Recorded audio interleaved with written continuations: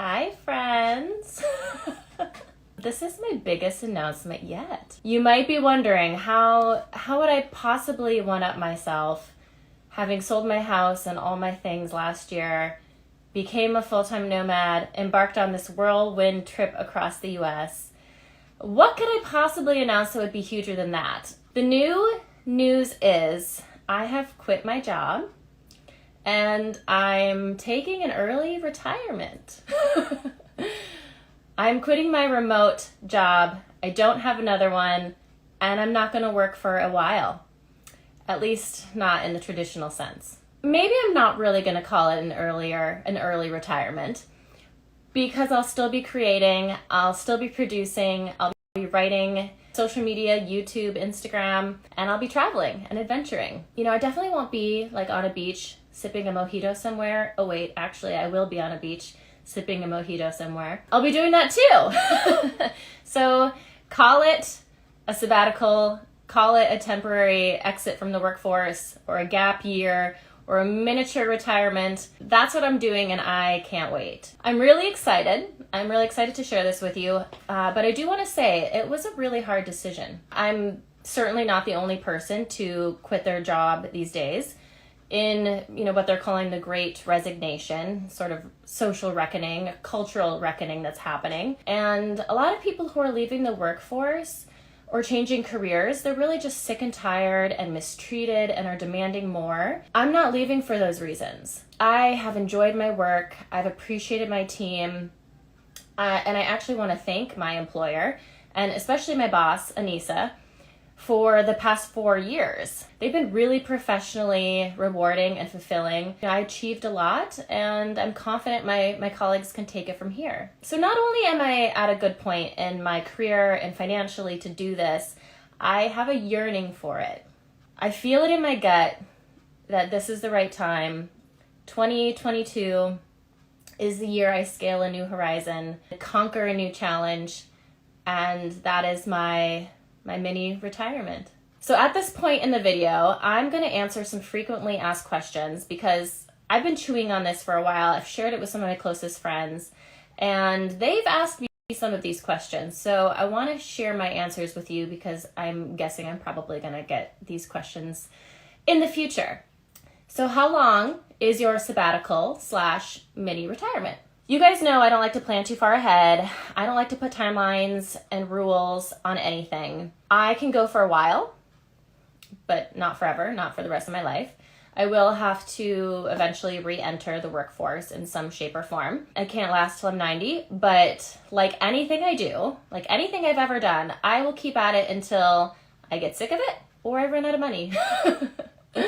How will I support myself and fund my travels while I'm in my mini retirement? For the last 4 years, I've made a conscious decision to live beneath my means, meaning I spend less than I earn. And I make a point to do that. I've saved super aggressively for this very scenario. Ever since I was laid off in 2017, I went backpacking in Europe for 4 weeks. With a carry-on, it changed my life. It really solidified my approach, my minimalist take on life. And honestly, ever since that trip, I told myself, one day, at some point in my life, I will quit and I will travel. While I was still young, obligation-free, still single, young, right? I would do that. I would quit. And I took care. I took pointed care to remove some of the obligations in my life, like the excess stuff, the house. I rewrote my habits and I built my confidence up, downsized, minimized, because I knew in my heart I would quit my job and travel. And now is that day. There's something called the FIRE movement, Financial Independence Retire Early. Maybe you've heard of it. What I've learned from the FIRE movement, it actually helped me make a lot of smart financial decisions, allowed me to totally revamp my spending, my investing, and as long as I stay within or under my budget, I can survive without a steady paycheck. And I really do mean no paycheck.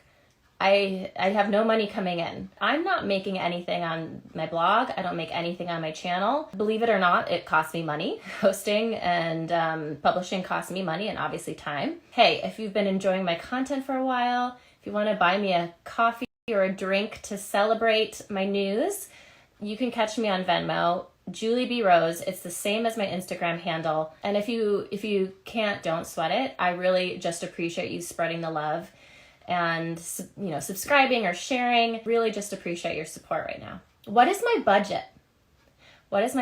So I'm going to try to spend $30,000 to $40,000 a year. To me, it sounds a little low, since I previously shared that my typical spending per year, at least in the nomad life, is around $50,000. So let me introduce you to the concept of geo arbitrage. If I can spend part of my year in a low cost of living country like Mexico or somewhere else in Central or Southern America, then my American dollar is going to go farther. And that's my plan. This little nomad and her dog, her perro, we're going international. Geo arbitrage. What will I do with my time when I'm retired? This question kind of concerns me. I don't want to retire. I'll have absolutely nothing to do with my time. I'll be so bored. And to that, I think there's a problem in America. Our lives revolve around work. Our identity is defined by our work. We boast about how much of a workaholic we are, how busy we are. We skip our vacation, or maybe even worse, we work while we're on vacation. We're always plugged in. And when we're not plugged in, we're still distracted and not fully present. And so the reason that it concerns me when people say they will be bored when they retire, it concerns me because we are more than our job. We are more than our titles. And I hope we are interested in more than that. That we have interests and passions outside of work, outside of our company, outside of how we get paid. And I hope that there are people that you would love to spend more time with and things you would love to do if you had the time. So to kind of answer the question, what will I be doing with my time specifically? I'm going to write my book first and foremost. I'll be writing a lot. A big chunk of my day is going to be writing. And then maybe I'll take some dance lessons back up and become fluent in Spanish and hike some remote areas. Maybe learn to sail, learn to surf, sing a lot more, maybe find a band to join. Maybe I'll travel around and do karaoke competitions. I'll still be doing a lot of hustling when it comes to social media, public speaking, podcasting, that kind of thing. I'll read, I'll learn, expand my horizons, network, volunteer, meet a ton of people.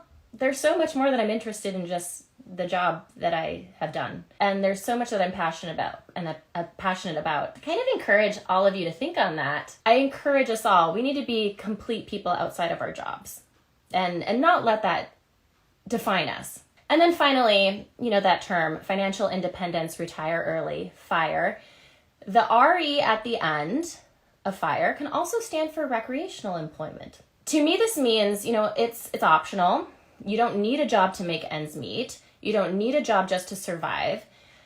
You don't need to work at a job you hate or one that might be killing you because you need the paycheck. You work because you enjoy it. And maybe even if there is money, it's more of a bonus. So early retirees, you do not need to just sit in an armchair and watch TV. There are a ton of other ways to contribute and enjoy your time. Am I worried about re-entering the workforce and getting another job after my retirement is over? Am I worried about that? No, not at all. I'm confident. My skills and my knowledge are really in demand. That's not going to go away.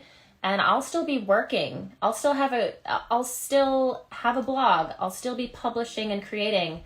And I'll have a credential, author, at the end of my name when all of this is said and done. So I'm not worried. And if there's anything else I've learned about being laid off twice in my career is that something always turns out right. Who knows? Maybe I'll make some money on the book. I can extend my mini retirement. But otherwise, finding work again is really the last thing I'm worried about. And obviously, a lot of other industries right now, the demand for workers are high. Sure, I'm not the only one who could pick up and quit, pick up where they left off at some point in the future, somewhere down the line. Maybe you could too. Next question. You were fully remote and location independent. Why quit? Why not continue to work and travel and write your memoir in your free time instead of resigning? This is one question that's big. It's kind of deep too. I got it from some friends when I started floating this harebrained idea around. And this is where my intuition really came into play. So like I mentioned earlier in my video, I've really enjoyed the job that I've had for the past 4 years. Company culture was good. My boss and my teammates, great. And there were a lot of positives. But a job is still a job, even if I enjoy it. My time was still devoted to them. Not only my time, but the best of my creativity and my productivity and my mental acuity. So the best hours of my weekdays were theirs. And I know I'm describing every job. This is just part of it. But I want to rewrite the script. It doesn't have to be like this. We spend 1/3 of our lives working, and we allow it. Not only do we allow it, we require it. Because we've become beholden to work, because we live in this like nation of materialism and consumerism and excess. And we become beholden to these employers to pay us in order to keep up our lifestyles. Where the solution could be to minimize your lifestyle and decrease your dependence on that standard, stereotypical job. I wanted to take back my time. I wanted my time for me, for the passions that I believe in, that I care about. And I didn't want to wait until 65 to do that, age 65, or 55, or 45. That's what I'm doing here. Next question. You've been thinking about quitting and traveling for a long time now. You said so yourself earlier in the video. What took you so long? Okay, nobody really asked me this question. I made this up. I asked myself this question, actually. So for your benefit, I wanted to include it in this video because I wanted to just send home that this was not an easy decision. I've been scared. Scared kind of for the double whammy of not having money coming in, not having a paycheck, and then bills, spending money at the same time, like the double whammy. Also too, the fact that I really did enjoy my job and was really excited about my future, and, maybe concerned that I was leaving at the wrong time. Well, I had to prepare financially. I had to make sure I had something to live on and a cushion. And tell you what, I've had a cushion for a few years. I've had an appropriate cushion for a while. I kept moving the yardstick or the finish line. One more year. Then I'll have enough. Then I'll be ready. I had to prepare emotionally. I had to feel confident. I had to have those moments where I craved my own time, where I had a burst of creativity, where I wished I could go down a rabbit hole of writing, where I looked out the window and wished I could be outside because it was beautiful out, but I had to sit at my computer. I had to have those moments of yearning to feel sure. But guess what? On the day I gave my notice, I still did not feel sure. I was not 100%. There was still a little indecision. But, I plowed ahead, and now I feel just elated and excited. But I know that on this journey, I'm going to have those moments like, what did I do? I can't afford this. Can I even write a book? I can't focus. And I know I will have these fears. But then I try to tell myself, confidence is thinking you won't fall short, while courage means going for it, even if you do. But I won't fall short. I know I won't. So I know this is going to be a challenge. There's going to be ups and downs. There's going to be culture shock, especially if I'm in a different country for a good amount of time. But I know I'm not the first person. I'm not the only person to take a sabbatical and temporarily exit the workforce in their 30s at a high point in their career. But no risk, no reward, right? Again, that quote by William Faulkner. You cannot swim for new horizons until you have courage to lose sight of the shore. And this really sums up what I feel perfectly. So, guys, the opportunity ahead feels vast. I have freed up my time. I've removed those obligations. And there's really not a doubt in my mind that by doing this, that I've made room for something truly life-changing. Fear is real, but I know this is the beginning of something incredible. And I'm so excited. So if you have stuck with me on this video this long, I really hope that maybe in some small way you are inspired to take a look at some of these things in your life. And please hit that subscribe or that follow. Of course, I would love for you to follow along as I navigate all of these ups and downs of temporary early retirement. And I'm going to put my heart and soul into my memoir.